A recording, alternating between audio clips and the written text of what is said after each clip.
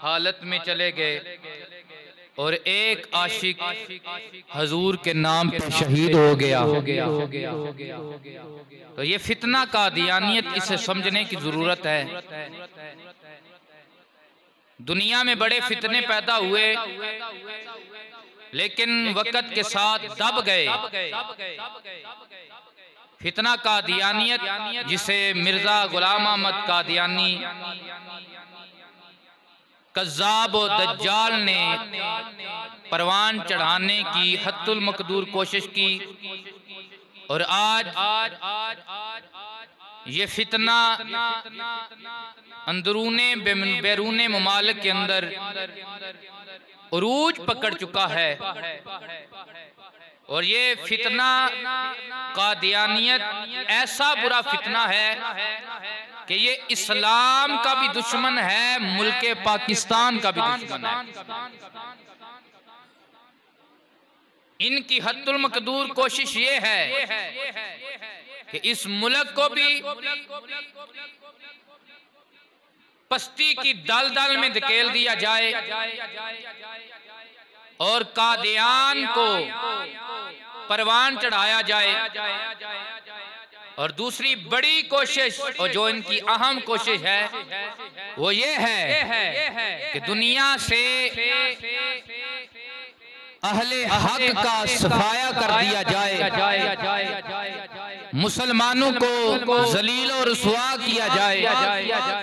क्योंकि ये कादियानी फितना ये अंग्रेज का पैदा किया हुआ फितना है। मिर्जा गुलाम अहमद कादियानी जो था, इसके वडेरे अंग्रेज के पिट्ठू थे, तो ये खरीदा गया। तो इसने मुख्तलिफ अदवार में मुख्तलिफ दावे करके अपने आप को झूठा नबी करार दिया। क्योंकि हम झूठा ही कहते हैं ऐसे बंदे को। हुजूर ने फरमाया कि मैं अल्लाह का आखिरी नबी हूँ, मेरे बाद कोई भी नबी नहीं आ सकता। जो भी मेरे बाद नबूवत का दावा करेगा वो नबी तो नहीं हो सकता, मगर वो कज़्ज़ाब झूठा हो सकता है। वो दज्जाली होगा, वो कज़्ज़ाब होगा। कज़्ज़ाब का माना होता है बड़ा झूठा। तो इस गुलाम अहमद कादियानी ने पहले दावा किया कि मैं मसीह मऊद हूँ, मैं मिसले ईसा हूँ, मैं मुल्तहिद हूँ, मैं इमाम मादी हूँ। जब इसने देखा कि अब मेरे कुछ पैरोकार पैदा हो गए हैं,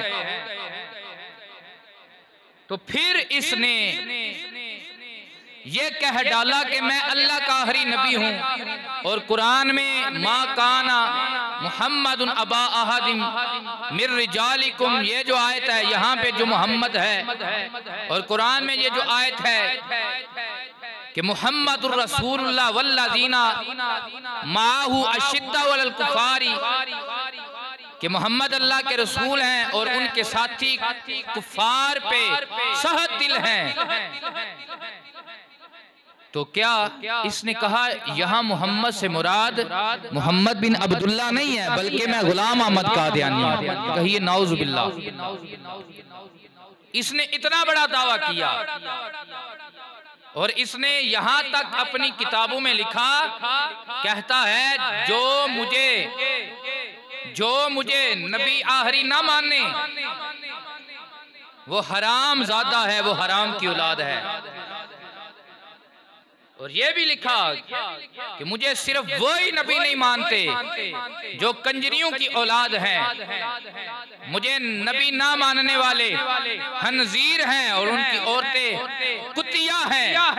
इतने बुरे जुमले मुसलमानों के लिए, इतनी बड़ी बड़ी गंदी गालियां मुसलमानों के लिए इस काने दज्जाल ने लिखी।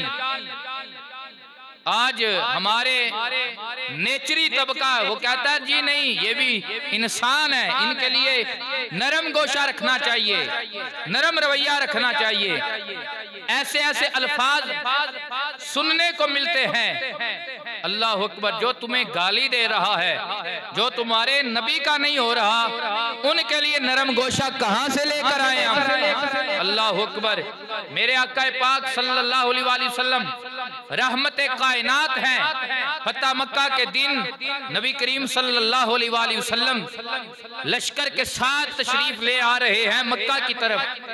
10,000 का बड़ा लश्कर है और रास्ते में क्या देखा कि कुतिया रास्ते में बैठी है, उसने बच्चे दिए हुए हैं और वो बच्चे कुत्ती का दूध पी रहे हैं। आका पाक अलैहिस्सलातु वस्सलाम ने एक सहाबी की ड्यूटी लगाई, जमील बिन सुराका की, कि इस कुतिया के पास खड़ा हो जा, जब तक आखिरी बंदा लश्कर का गुजर ना जाए तूने यहाँ खड़े होकर पहरा देना है, ताकि मैं उम्मत को दर्श दूं कि जो बेजुबान जानवर है मोहम्मद इनके लिए भी रहमत बन के आए हैं। हुजूर इनके लिए भी रहमत बन के आए हैं। हुजूर इतने बड़े रहीम हैं, लेकिन जब नमूसे रिसालत की बात आती है, जब इज्जत रसूल की बात आती है, वही फतह मक्का का दिन है। आका इरशाद फरमाते हैं इब्ने हत्तल को कत्ल कर दो। सहाबा उसका पीछा कर रहे हैं, उसे जगह नहीं छुपने की मिल रही। वो दौड़ा दौड़ा काबातुल्लाह के पर्दों में आकर छुप गया। अब कानून ये है अल्लाह का कि काबातुल्लाह में तो जू मारना भी हराम है, काबातुल्लाह में तो कीड़ी मारना भी हराम है, काबातुल्लाह में तो घास उखेड़ना भी हराम है। ये अल्लाह का घर है, अमन वाला घर है। लेकिन सहाबा दौड़े आए, या रसूलल्लाह अब क्या करें। इब्ने हत्तल गुस्ताहे मुस्तफा, या रसूलल्लाह काबे के पर्दों में छुपा हुआ है। मेरे नबी ने फरमाया ये काबे के पर्दों की बात तो बात की है, ये कभी काबे के अंदर भी चला जाए, इसकी गर्दन कान से जुदा करके उम्मत को ये दर्श दे दो। रसूलुल्लाह का गुस्ताह है, उसे दुनिया में रहने की कोई जरूरत नहीं, उसे दुनिया में रहने की कोई जरूरत नहीं। जो नबी कुत्ती का इतना लिहाज रखे कि सहाबी को बकायदा ड्यूटी लगा के खड़ा कर दे। अल्लाह क्यों, कुत्ती जात की कुत्ती तो है, लेकिन मेरे मुस्तफा की गुस्ताख नहीं है, मेरे मुस्तफा की गुस्ताख नहीं है। लेकिन बंदा अगर रसूलुल्लाह का गुस्ताख हो जाए, इंसान अशरफुल महलूकात है, मेरे मुस्तफा का गुस्ताख हो जाए तो ये कुत्ती से क्या, ये हंजीर से भी बदतर हो जाता है। जिन्ना दिल्ला विच इश्क ना रचिया, कुत्ते उन्हां ती चंगे, मालिक दे दर राखी कर दे साबिर भूखे नंगे। ये किसने कही है बात? मियां साहब ने कही है। जिस दिल में, जिस उम्मती के दिल में, जिस इंसान के दिल में अदबे रसूल नहीं है, ताजीमे मुस्तफा नहीं है, इश्क रसूल नहीं है, वो कुत्ते से भी बदतर है। उससे कुत्ता अच्छा है जो अपने मालिक के घर पे नौकरी करता है, चाहे उससे टुकड़ा दे या ना दे। कहें सुभान अल्लाह। तो ये मसला ये समझाना चाहता हूँ कि नरम गोशा है उनके लिए जो मेरे नबी के गुस्ताख नहीं है, नरम रवैया है उनके लिए जो मेरे नबी के गुस्ताख नहीं है। जो हुजूर के गुस्ताख हैं उनके लिए तो रब भी जलाल में है। एक बंदे ने मेरे हुजूर की गुस्ताखी की, मेरे आका के मुतल्लिक नाजेबा बातें की, पढ़े सूरह कलम, पढ़े सूरह नून, अल्लाह ने 10 उसके ऐब गिनवाए। 10 ऐब में से एक बड़ा ऐब ये भी गिनवाया, फरमाया मेरे मुस्तफा पे तानो तशरीह करने वाले अपना टेस्ट करवा, तू तो अपने बाप का ही नहीं है। वो तलवार लेकर अपनी माँ के सर पे खड़ा हो गया, कहने लगा है मेरी माँ, मोहम्मद से मुझे जितनी भी दुश्मनी है, लेकिन मुझे इतना ये यकीन है मोहम्मद जो भी बोलता है हक बोलता है। आज रसूलुल्लाह ने, मुसलमानों के नबी ने मुझे हरामुल वल्द कहा है। उस पे नाज़िल होने वाले कुरान में अल्लाह ने मुझे हरामज़ादा कहा है। बता मैं किसका नुत्फा हूँ? तो माँ कहने लगी तेरे बाप की जायदाद थी, जगीर थी, लेकिन तेरा बाप औलाद पैदा करने का हामिल नहीं था, तो तू चरवाहे का नुत्फा है। मोहम्मद ने और उसके रब ने सच बताया है। बता ये जला जो मुस्तफ़ा के गुस्ताख होते हैं, जो रसूलुल्लाह के गुस्ताख बनते हैं, वो इस दुनिया में भी हराम जाते हैं, यहाँ भी जलील होते हैं, कब्र हश्र में भी जलील होंगे। इन्नल्लाज़ीना यूज़ूनल्लाह व रसूलहू लानहुमुल्लाहु फिद दुनिया वल आखिरह व अद्दा लहुम अज़ाबम मुहीना। रब फरमाता है वो लोग जिन्होंने मेरे रसूल को तकलीफ दी, वो लोग जिन्होंने मेरे रसूल की गुस्ताखियां की, रब फरमाता है वो दुनिया में भी लानती हैं, वो कब्र हश्र में भी लानती हैं। ये कुरान की आयत पढ़ रहा हूँ। व अद्दा लहुम अज़ाबम मुहीना, और उनके लिए मैंने सबसे बड़ा दर्दनाक अज़ाब तैयार किया। लेकिन आज हमारे अंदर गैरत खत्म होगी, गैरत ईमानी खत्म हो गई। वो कहाँ हज्जाज बिन यूसुफ जालिम था, जाबर था, उसका जुल्म मुसलमानों में मशहूर है कि मुसलमानों में वो एक ऐसा हाकिम गुजरा है जो बहुत बड़ा जालिम था, बहुत बड़ा जाबर इंसान था।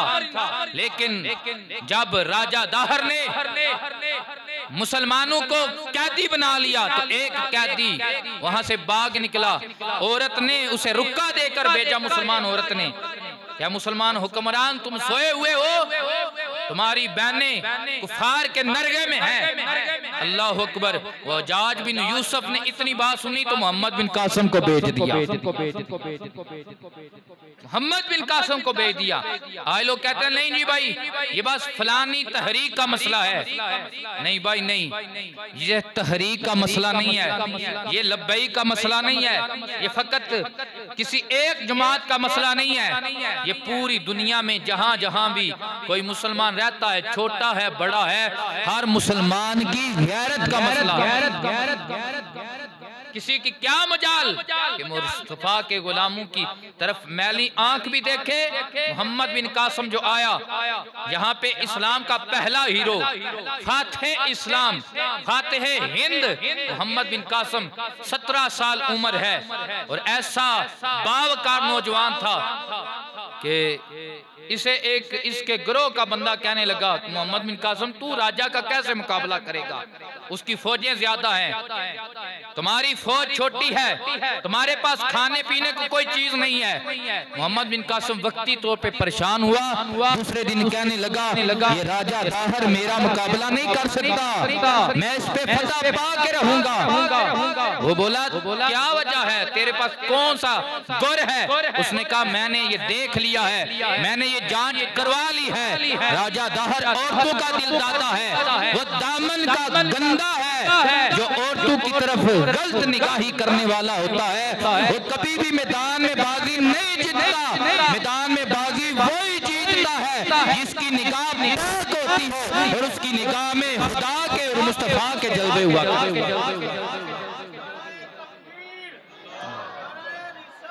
या रसूल।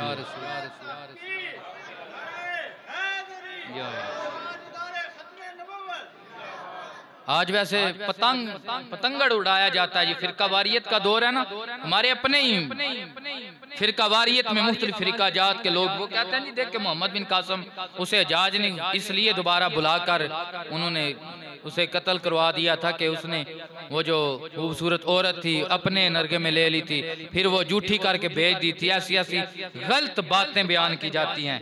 वो इस्लाम के हीरो थे, मोहम्मद बिन कासिम इस्लाम का हीरो था और उसका किरदार भी इतना आलीशान था कि उसका किरदार देखकर कई हिंदुओं ने कलमा पढ़ लिया था, कई हिंदुओं ने कलमा पढ़ लिया था।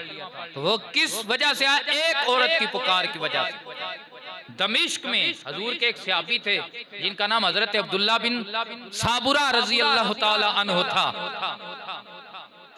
उनके और एक यहूदी के घर के दरमियान एक औरत थी जो अकेली अपने घर में रहा करती थी मुसलमान।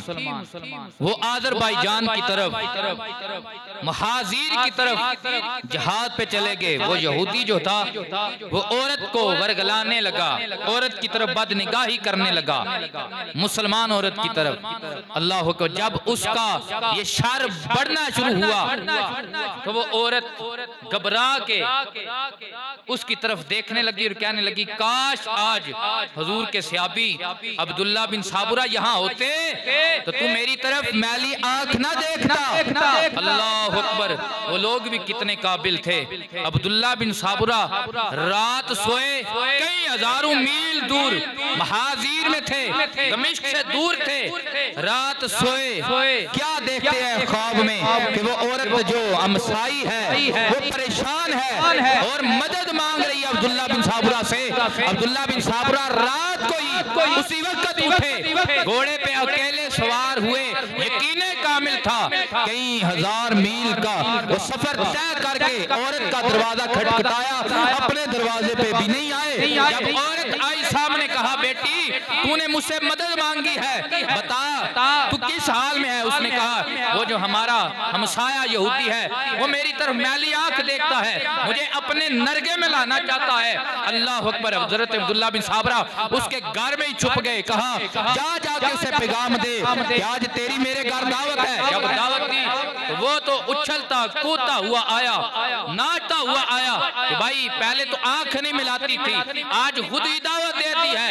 अल्लाह अकबर, जब घर में दाखिल हुआ तो शर की निगाहों से देखने लगा। हजरत अब्दुल्ला बिन साबरा निकले, तलवार से सर कलम कर दिया और बताया कि मुसलमान बगैरत नहीं होते, मुसलमान गैरतमंद होते हैं। मुसलमान बगैरत नहीं होता, मुसलमान गैरतमंद होता है। चाहे उसकी औरत इज्जत हो, ये सारी इज्जतें बाद में है, माँ की इज्जत बाद में है, वालिदैन की इज्जत बाद में है। सबसे कामिल इज्जत, सबसे अहमियत की हामिल इज्जत एक मुसलमान के लिए उसके रसूल की इज्जत है, हुजूर की इज्जत है। उसे कत्ल किया, वासले जहन्नम किया और उसका जिस्म उठाकर गली में फेंक दिया।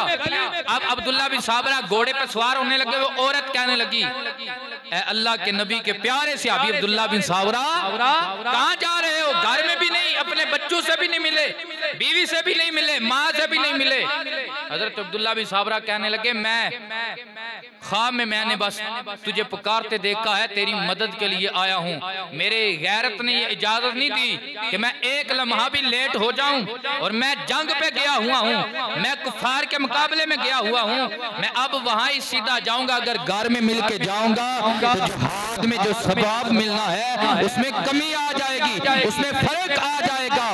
घर बार बाद में देखेंगे, पहले रसूलुल्लाह का दीन देखना है, पहले आका का है हमारे अंदर ये चीज। ये काम तो बहुत दूर की बात है, हमारे अंदर ये सोच भी नहीं है। और हत्ता कि हम इतने पस्ती की तरफ जा चुके हैं, जो बंदा ऐसी गैरत की बात कहे हम उसे फितनाबाज कहते हैं। हम कहते हैं ये लड़ाने वाले हैं, ये फितनाबाज हैं।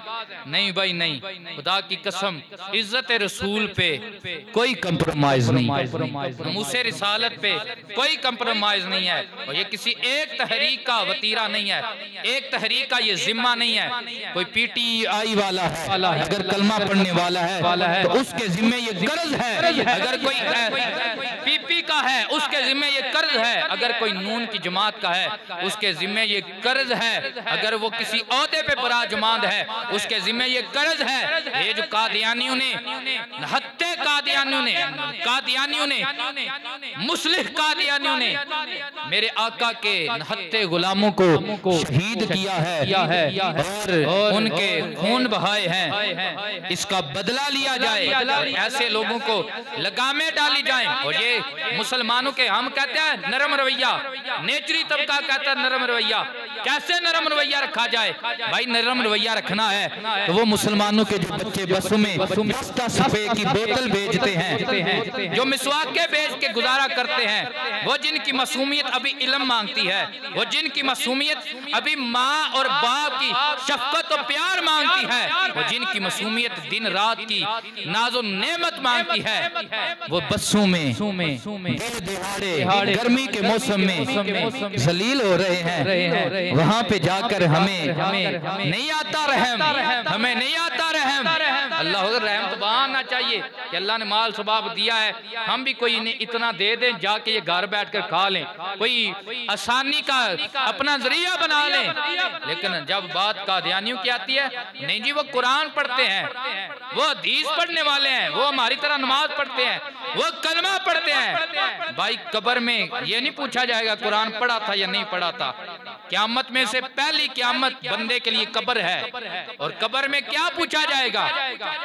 माँ रब्बु का, तेरा रब कौन है? माँ दीनु का, तेरा दीन क्या है? ये दो सवाल हो गए, दे दिया जवाब। कमरा इम्तिहान का ये सूल होता है, पर्चे में ये होता है 5 सवाल हैं तो 3 कर लें तो काम चल जाता है, 3 सवाल हैं 2 कर लें तो काम चल जाता है। यहाँ पे उस वक्त तक नहीं छोड़ा जाएगा जब तक तीसरा सवाल नहीं किया जाएगा। ये सवाल भी अहम है, जिसके लिए किया जा रहा है वो कायनात में आम है।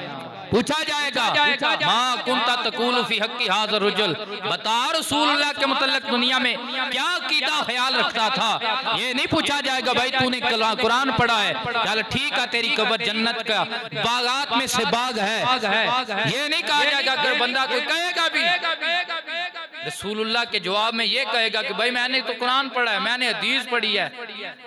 जब तक हुजूर के मुतल्लिक़ सही जवाब नहीं देगा उस वक्त तक जान नहीं छूटेगी, नहीं छूटेगी। क्यों? दुनिया में कब्र में अशर में कामयाबी और बख्शिश का वाहिद जरिया आमना का लाल है, आमना का लाल है। हजूर की मोहब्बत है, हजूर की गुलामी है तो कुरान कबूल है, हजूर की गुलामी है नमाज कबूल है, हजूर की गुलामी है हज कबूल है, हजूर की गुलामी है ज़कात कबूल है। हजूर की गुलामी नहीं है, हजूर का उम्मती नहीं है, हजूर की खत्म नबूवत का इकरार नहीं है। कायनात में बड़ी से बड़ी नेकी कर ले, तेरे मुंह पे मारी जाएगी। हाँ, अगर इश्क रसूल में, गुलामी रसूल में, इत्ताअत रसूल में, खत्म नबूवत की ये अकीदा कायम रखते हुए किसी को एक खजूर भी खिलाई तो उसका अजर भी पहाड़ों के बराबर मिल जाएगा। इसीलिए हम कहते हैं ना रिश्ते जरूरी ना प्यार जरूरी ना रिश्ते जरूरी ने आखो ना जरूरी और दिन हशर दे बख्शिश सरकार जरूरी ने। आप सबका कीता है आज हाथ खड़े करके, मेरा ये मेरा मजाज तो नहीं है कि जुम्मे के मौके पे आपको तंग करूं, लेकिन मैं समझता हूं आज मोहब्बत के साथ अपने हाथों को भी खड़ा करके अपनी जुबानों से गवाही दें, खुदा की कसम हमारी बख्शिश का जरिया बन जाएगा।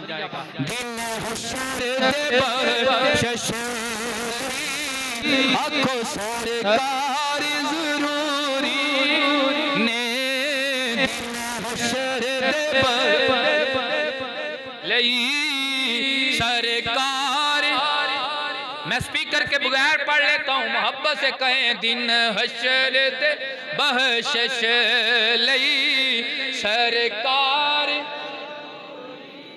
अल्लाह अकबर। बदर की जंग लगी हुई है, बदर की जंग में जनाब काफिरों को कैद बनाया गया है। जब कैदी बनाया गया है, इन काफिरों में से एक काफिर हजरत मुसअब बिन उमैर का भाई है, जिसे कैदी बनाया गया है। सहाबा उसे रस्सियों से बांध रहे हैं। हजरत मुसअब बिन उमैर ने जब देखा मेरे काफिर भाई को सहाबा रस्सियों से बांध रहे हैं, घोड़े पे सवार है, आज नबीयत की निगाह से देखते हुए बड़े जनाबे वाला रब दबे से कहने लगे, या मेरे नबी के गुलामों, इसको जरा अच्छे तरीके से बांधना, इसको जरा अच्छे तरीके से बांधना, क्योंकि इसकी माँ के पास माल बड़ा है, असबाब बड़ा है, हम उससे ये जुर्माना लेंगे और इसे हम आजाद करेंगे।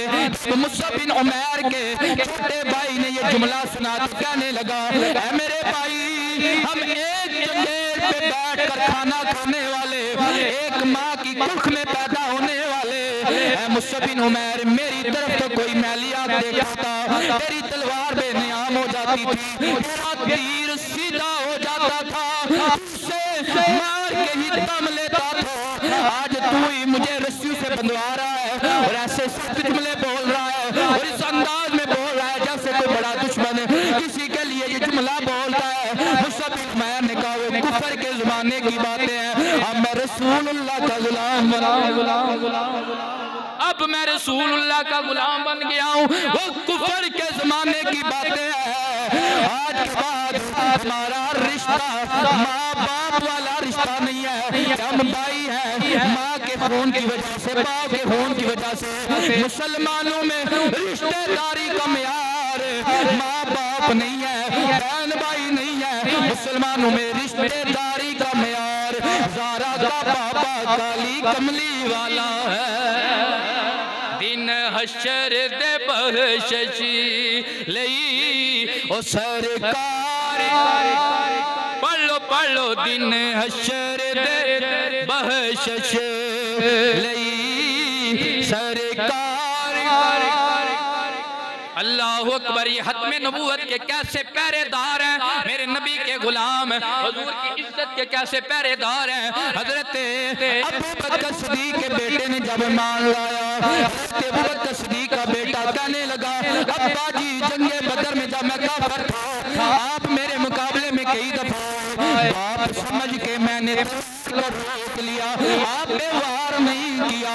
अल्लाह हजरत अबू बकर सिद्दीक माने लगे बेटा अगर तू उस वक्त मेरी तलवार के आगे एक मरतबा भी आता, तेरा सर तन से जुदा करके मैं उम्मत को ये दर्श देता मोहम्मद के गुलाम अपनी रिश्तेदारी का लिहाज नहीं रखते हैं, जब इज्जत रसूल की बात आ जाती। दिन हशर दे बख्शिश लई ओ सरकार जरूर पढ़ लो यार हशर दे बख्शिश लई सरकार। जब मुसैलमा कज़्ज़ाब ने नबूवत का दावा किया, मुसैलमा कज़्ज़ाब की तरफ मेरे आका पाक अलैहिस्सलातु वस्सलाम ने हाथ दे भेजा, उसके जवाबी कार्रवाई में हाथ लिख कर भेजा। अल्लाह पर उसने पहले हाथ भेजा था, ऐ मोहम्मद मैं अल्लाह का मैं भी रसूल हूँ, चलो नबूवत में हम आधा आधा हिस्सा कर लेते हैं, आधा आधा इलाका अपनी वंड में ले आते हैं, आधे गुलाम आप ले लो आधे गुलाम मैं ले लेता हूँ। मेरे नबी पाक अलैहिस्सलातु वस्सलाम ने भी हाथ लिखा जिसमें ये लिखा गया तू नबी नहीं है, तू कज़्ज़ाब है, नबूवत मोहम्मद पे खत्म कर दी गई है, तू तो वैसे भी कमीना है। अल्लाह जो नबूवत के हामिल लोग हैं अल्लाह ने उन्हें भी नबूवत नहीं दी है। नबी पाक ने अली पाक से फरमाया अली तेरी मेरे लिए मिसाल ऐसे है जैसे मूसा के लिए हारून की मिसाल है, लेकिन अली मूसा का भाई हारून भी नबी था, नबी नहीं है क्योंकि मैं अल्लाह का आखिरी नबी बन गया।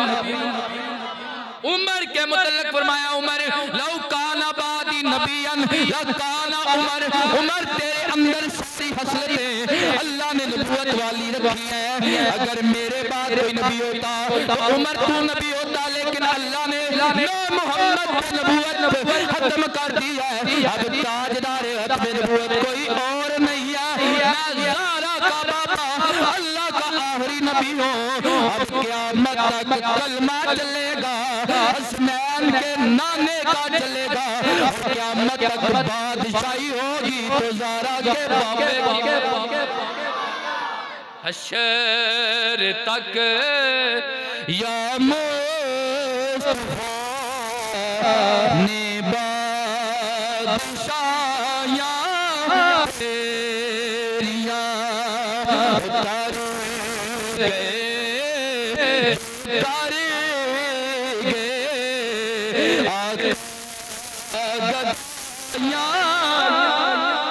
मिल के आखो तारे गए जो अबू बकर तार गए, उमर तार गए, उस्मान तार गए, अली तार गए, हैदर करार तर गए, बेलाल तर गए, दाता तर गए, हाजा तर गए, क्या क़यामत तक हर वो जो कहेगा हश्र तक या मुस्तफा ने बादशाया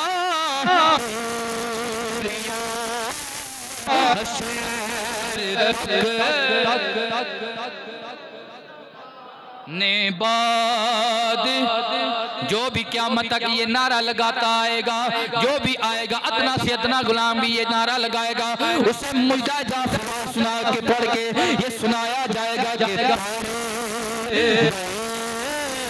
जो कारी गए आका गदा तेरियां। तो मैं बात कर रहा था जो मुसलमान कज़ाब उसे हाथ लिखा गया जिसमें सरकार ने लिखा कि तू कज़ाब है, तू नबी, तू झूठा है, तू दज्जाली है, तू नबी नहीं हूं। अल्लाह अकबर। सरकार ने फरमाया मेरा कौन सा गुलाम है जो खत लेकर उसके पास जाएगा। ज़ाहिर बात है गल डाडी लिखी सी, एक खतरा सी कि अगला आवन देवे या ना आवन देवे, खतरा सी। और उसके पास पावर भी थी, उसके मंतादार भी काफी थे। अल्लाह अकबर। सरकार ने जब इतना इरशाद फरमाया, हजूर के एक सहाबी हबीब बिन ज़ैद रज़ी अल्लाह ताला अन्हु वो खड़े हो गए। उनकी 2-3 बीवियों में से औलाद थी, 12 उनके बेटे थे, अभी छोटे छोटे थे। और वो खजूरें बेचा करते थे, टोकरी सर पे उठाकर मदीने के बाजार में खजूरें बेचा करते थे। खड़े हो गए और सहाबा कहते खड़े होने का अंदाज ये था कि उनके मुंह में खजूर थी, खजूर खा रहे थे। जब नबी पाक अलैहिस्सलाम ने फरमाया कौन है जो इज्जत रसूल का पहरा देने के लिए मुसलमा कज़ाब के पास जाएगा, मेरा हाथ लेकर वो इस अंदाज में खड़े हुए कि उनके मुंह से खजूर यूं निकली, कोई किसी के सर पे गिरा टुकड़ा, तो किसी के मुंह पे, किसी की झोली पे गिरा। सहाबा कहने लगे खैर तो है, बड़ी जल्दी कर रहा है। उसने कहा हाँ, नबी पाक ने जो हुक्म दिया है सारे जान निछावर करने वाले हैं, मैं इसलिए जल्दी कर रहा हूँ कोई गाल ही ना कर जाए। और तारे गए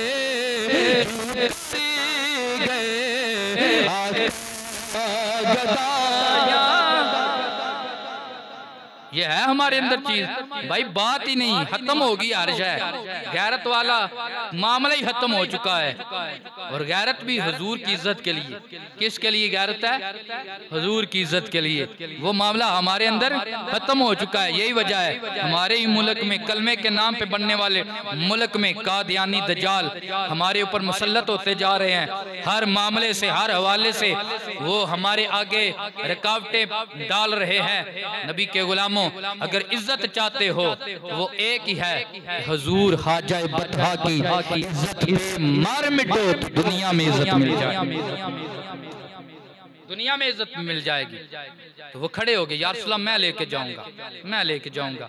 भाई मामला ऐसा है, उसे भी पता था कि उसके पास लेके जा रहा हूँ और बहुत सख्त हाथ में जुमले हैं, वो लेके जा रहा हूँ। पीछे मेरे 12 बच्चे ने, छोटे छोटे बच्चे ने, इन्हां दा की बनसी ना खत लिया उसी वक्त दौड़ पड़े और पहुंचे मुसलमा के दरबार में। मुसलमा के दरबार में जब खत लिया, मुसलमा ने अपने चेले को दिया, वो पढ़ने लगा। सारा दरबार लगा हुआ है। जब खत पढ़ने लगा, ये खत अल्लाह के सच्चे नबी आखिरी नबी मोहम्मद रसूलुल्लाह की तरफ से है। ऐ मुसलमान तू कहता है मैं भी अल्लाह का नबी हूँ, मैं मोहम्मद रसूलुल्लाह ये मोहर लगा के भेज रहा हूँ कि मेरे बाद कोई नबी नहीं है, तू झूठा है। जब इतना इसने खत सुना गुस्से में आ गया, आंखें लाल हो गई। इसने हाथ में तलवार पकड़ ली। अब तलवार पकड़ के ये हजरत हुबैब बिन ज़ैद को कहने लगा, ओ हुबैब तेरे नबी का हक तो मैंने आपसे सुन लिया है, अब बता तेरा मेरे मुतल्लिक ख्याल क्या है?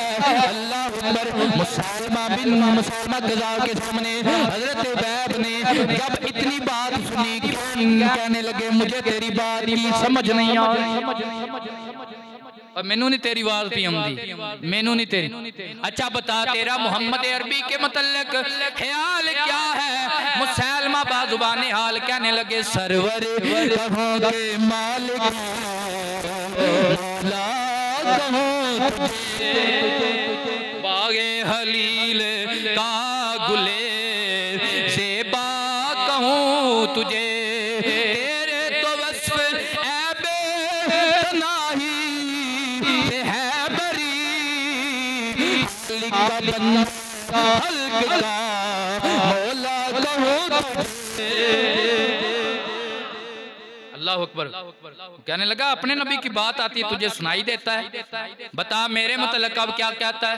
कहता मैं डोरा में नहीं सुन जाऊंगी, मैं डोरा मैनू नहीं सुनींदा। अल्लाह अकबर। इसने कहा अच्छा मैं तेरा इलाज करता हूँ। अब हजरत उबैद को लिटाया गया, लिटा कर मुसैलमा ने तलवार पकड़ ली। कहने लगा मुसैलमा ओ खुबैब जरा ध्यान कर, अब वार चलेगा, अब सी गर्दन उड़ाई जाएगी।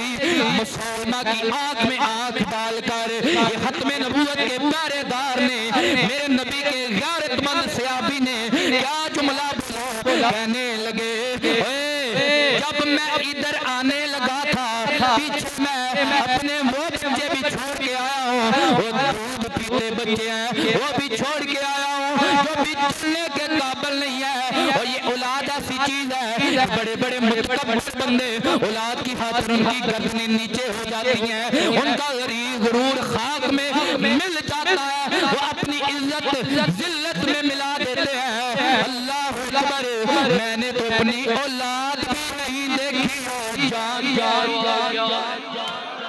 तारे गए जो कारी गए आका गदाया।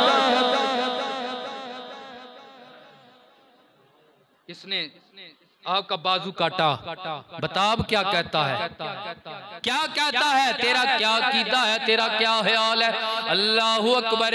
हजरत हुबैब ने कहा तू तो एक भी मेरा हिस्सा काटा है, मेरे जिस्म के टुकड़े टुकड़े कर, मेरा हर टुकड़ा हर जिस्म का कतरा खून का एक एक कतरा भी यही गवाही देगा कि आज भी हुकूमत, आज भी नबूवत कमली वाले आका की है, कल भी हुकूमत कमली वाले आका की है,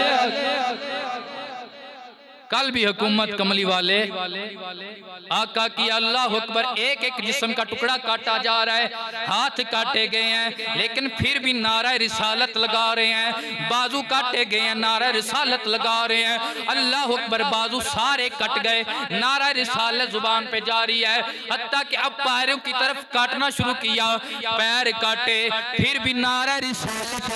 अब जनाब पिंडलियां काटी जा रही हैं, खत्मे नबूवत का नारा लगाया जा रहा है, के पेट तक पहुंचाए खत्मे नबूवत का नारा लगाया जा रहा है, हत्ता के आखिरी बार जब गर्दन पे चलने लगा आपने यूं जुमला बोला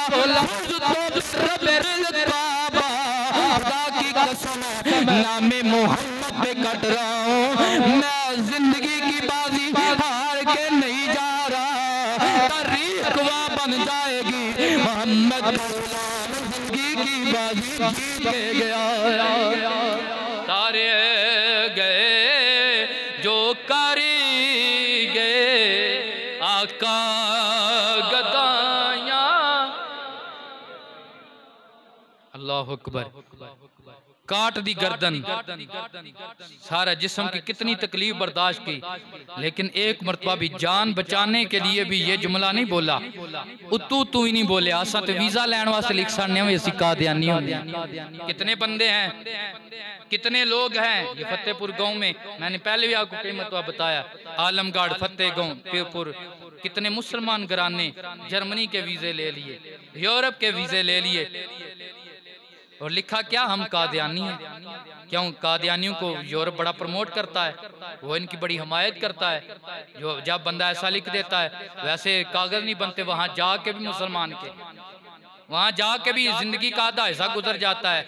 कहीं बेचारे वहां से फिर वापस आ जाते हैं बगैर कागजों के, जिंदगी का हिस्सा गुजार के, लेकिन यहाँ पे लिखा जाता है जी हम कादियानी हैं, फौरन वो बुला लेते हैं, आ जाओ जी, जो कादियानी वो हमारे प्यारे हैं। लेकिन आपको बताऊं यहाँ पे पर्चे पे अगर कादियानी लिखेंगे यूरोप मिलेगा, पर्चे पे रसूलुल्लाह का गुलाम लिखेंगे, हसनैन के नाना की जन्नत मिल जाए।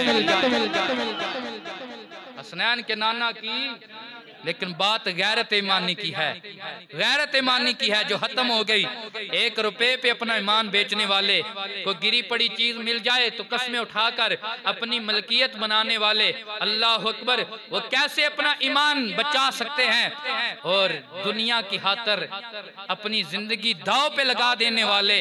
लेकिन बात नमाज की आए, भाई सर्दी बड़ी है, वुजू करेंगे, बीमार हो जाएंगे, जोर की पढ़ने जाएंगे, गर्मी बड़ी है, शहर में गर्मी पड़ जाए, हम तो उसकी बारगाह में सजदा करने के लिए भी परेशान हो जाते हैं। अल्लाह अकबर, ये कैसा मामला है? दुआ करें अल्लाह हमें गैरत ईमानी और जज्बा ईमानी अता फरमाए। अगर हम मैदान कारज़ार में निकलकर काफर की आंख में आंख डालकर उसका मुकाबला नहीं कर सकते, कम अज कम ईमान का निचला दर्जा जो हुजूर ने फरमाया, जब बुरे को देख तो हाथ से रोक, नहीं रोक सकता, जुबान से रोक, नहीं रोक सकता, कम अज कम दिल में बुरा जरूर जान, वज़ालिका अदअफुल ईमान। लेकिन ये भी याद रख, ये ईमान का कमजोर सा दर्जा है, ईमान का कमजोर सा दर्जा है, कमजोर सा दर्जा है। हाँ, ऐसी तकरीरें, ऐसी तहरीरें, ऐसे वलवला अंगेज बयानात, ये भी मसला बनते हैं हमारे लिए, क्योंकि हुकूमत जो कादियानी की, हर तरफ कादियानी छाए हुए हैं। मसला जरूर है, लेकिन यहाँ मसला बनेगा, अगर जान मसला नहीं बनेगा जहाँ सारी जिंदगी रहना, और वहाँ नहीं मसला बनेगा। ये यहाँ तो मसला बन सकता है, वहाँ नहीं बन सकता। तो ये मैंने तकरीर इस बात पे शुरू की थी कि इसी हफ्ता में कुछ दिन पिछले जो गुजरे हैं, शेखुपुरा के एक इलाका, एक गांव में जिसका गालबन नाम गन्नापुर इस तरह का है, उस गांव में कादियानी भी रहते हैं और मुसलमान सुन्नी आशिक भी रहते हैं। तो उनका जलसा सब मुसलमानों का हुजूर की खत्म नबूवत के वाले से, तो उन कादियानियों ने मुसलमानों पे गोलियां बरसाई हैं। 6-7 का मुसलमान ऐसे हैं जो तशवीशनाक हालत में हैं, और एक नौजवान अपनी माँ का लाल राह खुदा में शहीद हो गया है। तो ये मुसलमानों का मुल्क भी हमारा, फिर हमें मारे भी कादियानी। और मैं किताब में पढ़ रहा था तारीख के हवाले से, इनके मुतल्लक एक रसाले में आया है कि जब बर्मा में मुसलमानों पे जुल्म ढाए गए हैं, बर्मा में, कहाँ पे, वो तस्वीरें देख के तो खुदा की कसम दिल दहल जाते हैं कि बच्चों के गर्दनों पे, उनके सीनों पे किस तरह कदम रखकर ये काफिर लोग मुसलमानों को मार रहे हैं, किस तरह मुसलमानों की बस्तियां जलाई गई हैं, तेल छिड़क कर मुसलमानों को जलाया गया था। ये पिछले ही सालों की बात है। वो मुसलमानों के खिलाफ जितनी भी जंग लड़ी गई है, उसमें जितने भी फौजी इस्तेमाल हुए हैं, 80% हिस्सा मुसलमानों के खिलाफ पाकिस्तान का कादियानी नौजवान है। कितने फीसद? 80% पाकिस्तान का कादियानी जो मुसलमानों के खिलाफ लड़ा है बर्मा में जाकर। जो हमारे इतने घने दुश्मन है भाई, हमारी फिर भी हमारी जात की दुश्मनी नहीं है। हम कहते हैं हम जात की दुश्मनी हो तो माफ कर देंगे, लेकिन जब जात रसूल की बात होगी, मर जाएंगे, मिटा देंगे या मिट जाएंगे, पर इस बात पे कॉम्प्रोमाइज नहीं की जाएगी। दुश्मन अहमद पे शिद्दत कीजिए, या रसूल अल्लाह की कसरत कीजिए। ये वक्त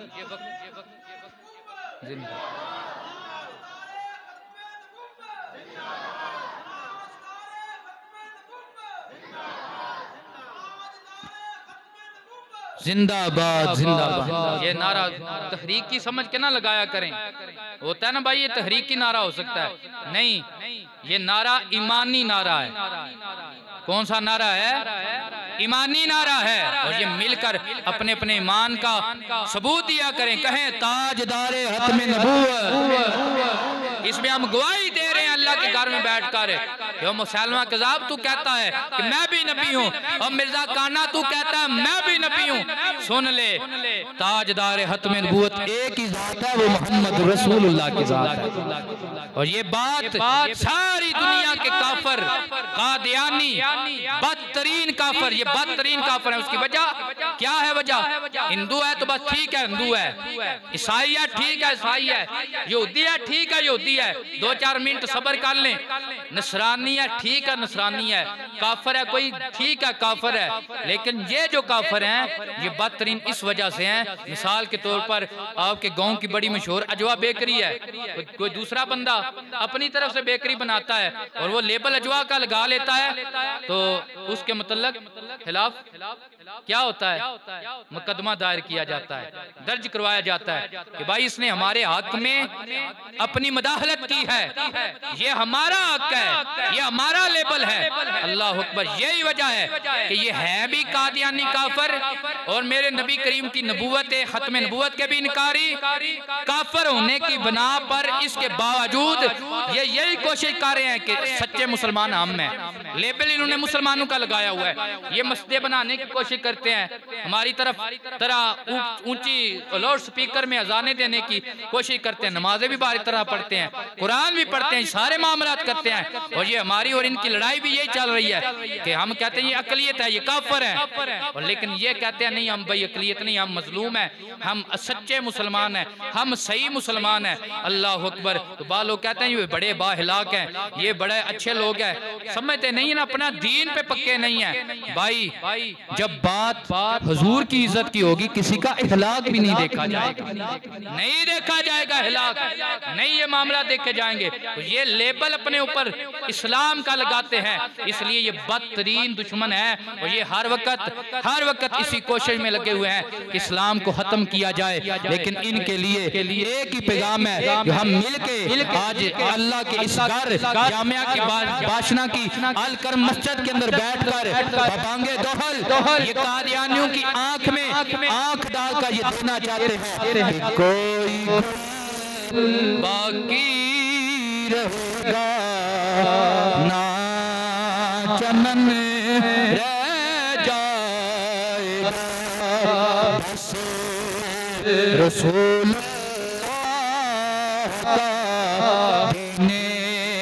हसन कहिए, बस रसूलुल्लाह हसन दे भाई, जहां मर्जी या वोट दें, लेकिन ईमान का वोट अगर देना है तो वो ईमान के रास्ते पे ही दें, अपना जातियात का वोट जहां भी दें, लेकिन ईमान का वोट उसमें कंप्रोमाइज नहीं है। वाहिर दावाना अनिल हम्दुलिल्लाहि रब्बिल आलमीन।